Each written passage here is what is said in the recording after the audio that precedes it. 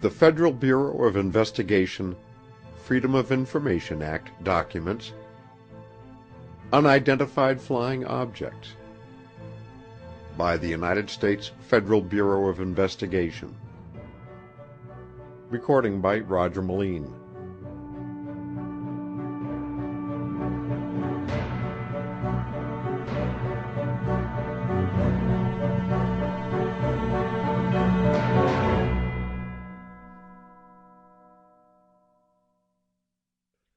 Section 1. UFO. Federal Bureau of Investigation, U.S. Department of Justice, Communications Section. August 11, 1947. Teletype. FBI Portland. 8/11/47. 1:17 p.m. PST. KAM. Director. Urgent. Flying discs. Security matter -X.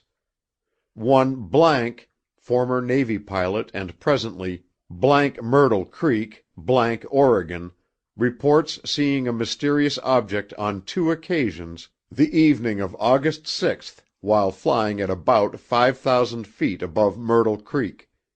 Hatfield to be interviewed. Bobbitt. End. 5:18 p.m. OK, FBI, Washington, D.C., GAR. Stamped, recorded and indexed, 30 October 1947, EX-60. Standard Form No. 64. Office Memorandum, United States Government. To Director FBI. From SAC, Milwaukee. Date: August 12, 1947. Subject: Flying discs. Sabotage. Reference is made to Bureau Bulletin No. 42, Series 1947, dated July 30, 1947, Section B, which advises that all reports concerning flying discs should be investigated by field offices.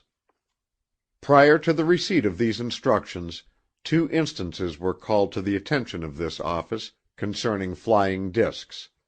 One report was received July 7, 1947, the details of which are set forth in Milwaukee letter to the Bureau, dated July 8, 1947, entitled Flying Discs or Saucers, Miscellaneous, Telephone Call from Mr. Fletcher at the Bureau, at 8:30 a.m., 7/7/47. No investigation was conducted concerning this report. The second report was received by this office at 1:20 p.m., July 11, 1947, from __, who is in charge of the Civil Air Patrol of Wisconsin, an auxiliary of the Army Air Force. On that occasion, __, calling from Black River Falls, Wisconsin, telephonically advised this office that an object in the shape of a disk 19 inches in diameter had been found July 10, 1947, by one __, city electrician on the Jackson County Fairgrounds, near Black River Falls, Wisconsin, about 3:30 p.m. The disk might be made of a substance such as cardboard covered by a silver airplane dope material. The contraption has a small wooden tail like a rudder in the back, and inside of the disk is what appears to be an RCA photoelectric cell or tube. Also inside the disk is a little electric motor with a shaft running to the center of the disk. At one end of the shaft is a very small propeller. In __'s opinion, that contraption might possibly have been made by some juvenile. ___ stated that he desired to return the contraption to Milwaukee and eventually turn it over to the Army Air Force, but that the finder, __, apparently wanted to get some publicity on his find and wanted it returned to him. This information was telephonically called to the attention of Assistant Director D. M. Ladd of the Bureau, on July 11, 1947. Subsequently, SAC H.K. Johnson telephoned Colonel ___ in charge of counterintelligence, 5th Army, Chicago AC of SG2 Headquarters, 5th Army, East Hyde Park Avenue, Chicago, Illinois, who stated he would contact ___ of Black River Falls, Wisconsin. No further investigation was conducted in this matter. The above constitutes the only 2 instances in which this office was contacted concerning flying discs. Unless contrary instructions are received from the Bureau, this office does not contemplate taking any further action in connection with the above 2 cases, but will fully investigate all future reports concerning flying discs. JGF DDC 98-0. Stamped, Copies Destroyed, 270, November 18, 1964. August 5, 1947. Omaha, Nebraska. Dear ___ I wish to acknowledge receipt of your letter postmarked July 10, 1947, together with its enclosure. Inasmuch as the information which you furnished is of great interest to the War Department, I have taken the liberty of furnishing it to that agency for their consideration. Sincerely yours, John Edgar Hoover, Director. WVC MJP RB 62-83894. Stamped, recorded and indexed. EX-8. Standard Form Number 64. Office Memorandum. United States Government. To D. M. Ladd. From J. P. Coyno. Date August 1, 1947. Subject: Mrs. ___ Informant. There is attached hereto a letter received from the captioned individual, postmarked July 12, 1947, concerning flying saucers. There is also attached a letter of acknowledgment to ___, together with a letter to the War Department for approval. It is recommended that the letter to the War Department be forwarded to the Liaison Section for transmittal to that agency. Attachments: WVC MJP. Handwritten, handled separately. Stamped, recorded and indexed. FBI Teletype. Decoded copy. Washington from San Francisco. S2. 8/9/47. 2:50 p.m. KC. Director FBI and SACS, Seattle and Portland. Urgent. Flying discs. Security matter X. Lieutenant Colonel ___ of G2, San Francisco, advised today he has no further information and that our Seattle office is in possession of all information known by him and is handling the matter at Tacoma, Washington. Kimball. Received 8/9/47, 8:15 p.m. Eastern Daylight Savings Time.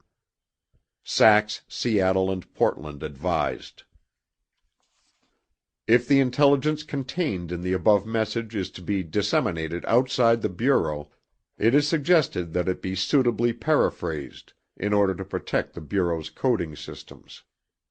Stamped GIR-9. Recorded EX-45. Standard Form Number 64. Office Memorandum. United States Government. To Director FBI. From SAC, Norfolk. Date August 8, 1947. Subject: Flying discs. Bureau Bulletin No. 42, dated July 30, 1947, Series 1947, wherein information is set forth pertaining to flying discs. There is enclosed with this letter a newspaper clipping from the Norfolk Ledger Dispatch, dated July 9, 1947. The photograph appearing on this clipping is alleged to represent a flying disc, which was observed by Billy Turrentine, a Norfolk schoolboy, who was successful in photographing the object with his small camera. Billy was interviewed on August 8, 1947, by Special Agent A. __, at which time Billy informed that the original negative was given by him to a Mr. Brown of the Photo Craftsman Service, who in turn furnished the negative to the International News Service. Billy advised that he has an agreement with Mr. Brown whereby the latter will share equally in any profits derived from the use of the negative by commercial firms or newspapers. As of August 8, 1947, Billy has not received any remuneration for the use of this negative. He informed that he was sitting on the front porch of his apartment, which is located on the 3rd floor at 410 West 14th Street, Norfolk, Virginia, around noontime on July 8, 1947. He had read numerous newspaper articles pertaining to flying discs, and decided to sit on his front porch in the hopes of seeing one, and attempting to photograph it. On July 8, 1947, Billy observed a large black object moving rapidly through space, proceeding from the southwest to a northeast direction. He said the black object was followed by two smaller objects, which also proceeded in the same direction. Billy explained that the objects were moving at a very fast speed, which appeared to him to be much faster than the speed of an airplane, and further, that the objects appeared to be extremely high. He said that they were much higher than the average plane travels in the city of Norfolk, and appeared to be above the clouds, and that a white mist followed each of the three objects. Billy was unable to state what the black objects represented, but admitted that they could have been large balloons. He indicated that he has observed small, toy balloons flying through the air, but that definitely these were not the toy-type balloons. He said that when he first observed the objects, they were at such a great distance from him that it was not necessary that he raise his head in order to see them from his porch on the 3rd floor of the apartment building. He immediately turned around to obtain his camera and estimated it took him approximately 20 to 30 seconds, at which time the discs were almost directly over his apartment, and it was necessary that he stoop and look up almost perpendicular in order to obtain the photograph, which accounts for the porch railing being shown in the newspaper clipping. Billy pointed out that the day on which he took the picture the weather was hazy and somewhat cloudy, and there was a slight breeze blowing from the southwest, in the general direction of the northeast, which is the same direction traveled by the black image which he photographed. Inasmuch as the Army authorities in the Tidewater area of Virginia are cognizant of the above information, no further investigation will be conducted by this office in this matter. Enclosure. TJC, LAB, 62-182. Stamped, recorded and indexed. Copies destroyed, 270, November 18, 1964. Federal Bureau of Investigation, U.S. Department of Justice, Communications Section, August 4, 1947. Teletype. Washington. Sample complete. Ready to continue?